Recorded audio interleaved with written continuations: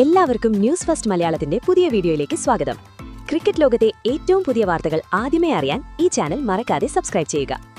ദക്ഷിണാഫ്രിക്കയുടെ ആഹ്ലാദവും India 56 റൺസിന് തോറ്റ നാണക്കേടുമുള്ള ദൃശ്യങ്ങളും നമ്മൾ കണ്ടതാണ്. എന്നാൽ മത്സരം അവസാനിച്ചതിന് പിന്നാലെ ഡ്രസ്സിംഗ് റൂമിൽ സംഭവിച്ച ചില കാര്യങ്ങൾ ടീമിനെ ഒന്നടങ്കം പിടിച്ചുകുലുക്കിയെന്നാണ് റിപ്പോർട്ടുകൾ സൂചിപ്പിക്കുന്നത്. മുല്ലാംപൂരിൽ ദക്ഷിണാഫ്രിക്കയോട് ഏറ്റ തോൽവി ഇന്ത്യൻ ക്രിക്കറ്റ് ആരാധകരെ കടുത്ത നിരാശയിൽ ആഴ്ത്തിയിട്ടുണ്ട്. 213 റൺസ് പിന്തുടർന്ന ടീം വെറും 158 റൺസിന് ഓൾ ഔട്ട് ആയത് ആരാധകർക്ക് ഉൾക്കൊള്ളാൻ കഴിഞ്ഞിട്ടില്ല. എന്നാൽ ഈ നിരാശ അവിടെ അവസാനിച്ചില്ല എന്നാണ് റിപ്പോർട്ടുകൾ വ്യക്തമാക്കുന്നത്. മത്സരം അവസാനിച്ചതിനു ശേഷം ഡ്രസ്സിംഗ് റൂമിൽ നടന്ന സംഭവങ്ങളാണ് എല്ലാവരുടെയും ശ്രദ്ധ ആകർഷിച്ചത്. ഓൾറൗണ്ടർ ഹാർദിക് പാണ്ഡ്യയും ഹെഡ് കോച്ച് ഗൗതം ഗംഭീറും തമ്മിൽ കടുത്ത വാഗ്വാദമുണ്ടായി എന്നാണ് പുറത്തുവരുന്ന വിവരം. ഈ ഹൈ വോൾട്ടേജ് നാടകത്തിന് പിന്നിലെ യഥാർത്ഥ കാരണം എന്തായിരുന്നു എന്നാണ് നമ്മൾ നോക്കാൻ പോകുന്നത്. ഈ വാഗ്വാദം കേവലം ഒരു മത്സരത്തിലെ തോൽവിയുടെ ഫലമായിരുന്നില്ല. അതിനു പിന്നിൽ കുറച്ച് പ്രധാന വെല്ലുവിളികളുണ്ടായിരുന്നു. ഈ തോൽവി അതൊരു പൊട്ടിത്തെറിക്ക് കാരണമാകുകയും ചെയ്തു. അതിലേക്ക് നോക്കിയാൽ കോച്ച് ഗംഭീറിന്റെ ഏറ്റവും വലിയ തന്ത്രം അൾട്രാ അറ്റാക്കിംഗ് ക്രിക്കറ്റ് കളിക്കുക എന്നതായിരുന്നു. അതായത് വിക്കറ്റ് നഷ്ടപ്പെടുന്നതിനെക്കുറിച്ച് ആലോചിക്കാതെ 200-ലധികം സ്കോർ നേടുക എന്നായിരുന്നു. എന്നാൽ ഈ മത്സരത്തിൽ ഈ തന്ത്രം പൂർണ്ണമായും പരാജയപ്പെട്ടു. 158 റൺസിന് ഓൾ ഔട്ട് ആയത് ഗംഭീറിന്റെ ബ്രാൻഡിന് നേരെയുള്ള ചോദ്യമായി. കളിക്കുന്ന രീതി മാറ്റണോ എന്നതായിരുന്നു വാദത്തിലെ പ്രധാന വിഷയം. അതുപോലെ T20-യിലെ നമ്പർ 1 ബാറ്ററായ സൂര്യകുമാർ യാദവ് വെറും 5 റൺസ് എടുത്ത് പുറത്തായി. എന്നാൽ കളി നടപ്പിലാക്കുന്നതിൽ എപ്പോഴും ശ്രദ്ധിച്ചിരുന്ന ഗംഭീർക്ക് അറിയാമായിരുന്നു ക്യാപ്റ്റൻ തന്നെ മികച്ച പ്രകടനം പുറത്തെടുക്കുന്നില്ലെങ്കിൽ ഈ ഫിലോസഫി വിജയിക്കില്ലെന്ന്.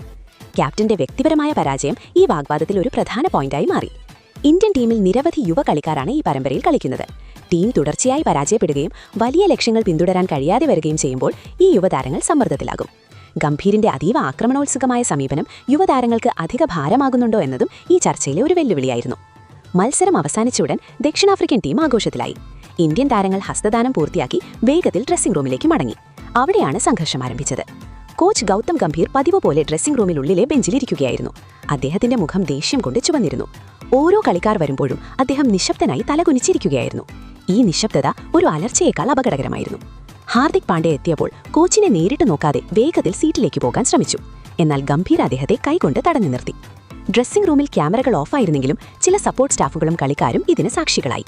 റിപ്പോർട്ടുകൾ അനുസരിച്ച് ഗംഭീർ ഹാർദിക്കിനോട് നേരിട്ട് ചോദിച്ചു, എന്തായിരുന്നു ഇത് ഹാർദിക്? ഇതെന്ത് തരം ക്രിക്കറ്റാണ്? 233 പന്തിൽ 20 റൺസ്. ഇങ്ങനെയല്ല നമ്മൾ 200 പിന്തുടരുന്നത്. എന്തുകൊണ്ട് നന്നായി കളിച്ചില്ല? 2 ഓവറിൽ 20 റൺസ് വഴങ്ങിയ ഹാർദിക്കിന്റെ മോശം ബോളിംഗിനെക്കുറിച്ചും ബാറ്റിംഗിലെ മെല്ലെപ്പോക്കിനെക്കുറിച്ചും ഗംഭീർ ചോദ്യങ്ങൾ ഉന്നയിച്ചു. എന്നാൽ തോൽവിയുടെ നിരാശയിലായിരുന്ന ഹാർദിക് ശാന്തനാകാൻ ശ്രമിച്ചു. പക്ഷേ നേരിട്ടുള്ള ആരോപണങ്ങൾ വന്നപ്പോൾ ഹാർദിക്കും ശോഭിച്ചു. ഗൗതം സർ, ഞാൻ പരമാവധി ശ്രമിച്ചു. ഇത് വലിയ സമ്മർദ്ദമാണ്.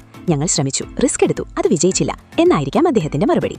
ഈ മറുപടിയിൽ ഗംഭീർ കൂടുതൽ കോപാകുലനായി. റിസ്ക് എടുക്കുന്നതും ആത്മഹത്യ ചെയ്യുന്നതും രണ്ടാണ്.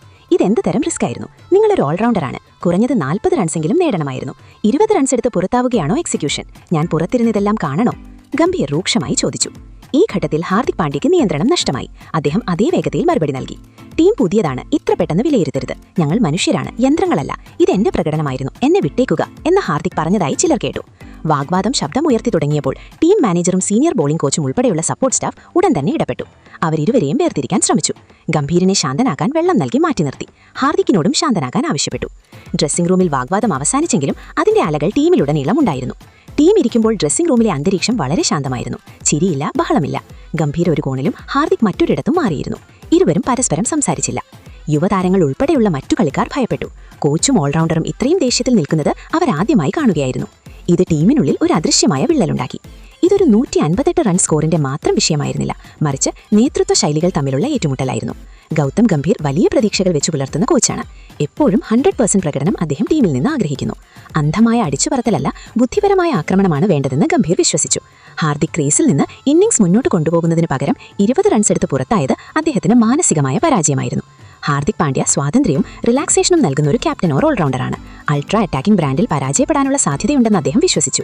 ടീമിന് മുന്നിൽ ഗംഭീർ ഇത്രയും രൂക്ഷമായി സംസാരിച്ചത് തന്റെ അന്തസ്സിന് ക്ഷതമേൽപ്പിച്ചുവെന്നും യുവതാരങ്ങളുടെ ആത്മവിശ്വാസം കുറയ്ക്കുമെന്നും ഹാർദിക് ചിന്തിച്ചിരിക്കാം. ഹാർദിക്കിന്റെ പ്രകടനമായിരുന്നു തർക്കത്തിന്റെ പ്രധാന കാരണം. ഇതെന്റെ പ്രകടനമായിരുന്നു, എന്നെ വിട്ടേക്കുക എന്ന ഹാർദിക്കിന്റെ മറുപടി ഓൾറൗണ്ടറും കോച്ചിംഗ് സ്റ്റാഫും തമ്മിലുള്ള അതിർവരമ്പുകളുടെ സംഘർഷം വ്യക്തമാക്കുന്നു. എന്തായാലും മുല്ലാംപൂരിൽ ഇന്ത്യയുടെ നാണക്കേടായ തോൽവിക്ക് ശേഷം ഡ്രസ്സിംഗ് റൂമിൽ കോച്ച് ഗൗതം ഗംഭീറും ഹാർദിക് പാണ്ഡ്യയും തമ്മിൽ രൂക്ഷമായ വാഗ്വാദമുണ്ടായി. ടീമിന്റെ അൾട്രാ അറ്റാക്കിംഗ് തന്ത്രം പരാജയപ്പെട്ടതും ഹാർദിക്കിന്റെ വ്യക്തിഗത പ്രകടനം മോശമായതും യുവതാരങ്ങളിലെ സമ്മർദ്ദവുമാണ് ഈ വാഗ്വാദത്തിന് കാരണമായത്. സപ്പോർട്ട് സ്റ്റാഫിന്റെ ഇടപെടൽ കാരണം രംഗം ശാന്തമായെങ്കിലും ഈ സംഭവം ടീമിനുള്ളിലെ വലിയ സംഘർഷം വെളിപ്പെടുത്തി. ഈ ആഭ്യന്തര പിരിമുറുക്കം അടുത്ത മത്സരങ്ങളിൽ ടീമിന്റെ പ്രകടനത്തെ എങ്ങനെ ബാധിക്കുമെന്ന് കണ്ടറിയണം. അപ്പോൾ നമുക്ക് വരും മത്സരങ്ങൾക്കായി നമുക്ക് കാത്തിരിക്കാം. നിങ്ങളുടെ അഭിപ്രായത്തിൽ അടുത്ത മത്സരത്തിൽ ഹാർദിക്കും ഗംഭീറും ഒരുമിച്ച് പ്രവർത്തിക്കുമോ? കാത്തിരിക്കാം നമുക്ക്. അപ്പോൾ ഇതുപോലത്തെ കൂടുതൽ വിവരങ്ങൾക്കായി ഈ ചാനൽ മറക്കാതെ സബ്സ്ക്രൈബ് ചെയ്യുക.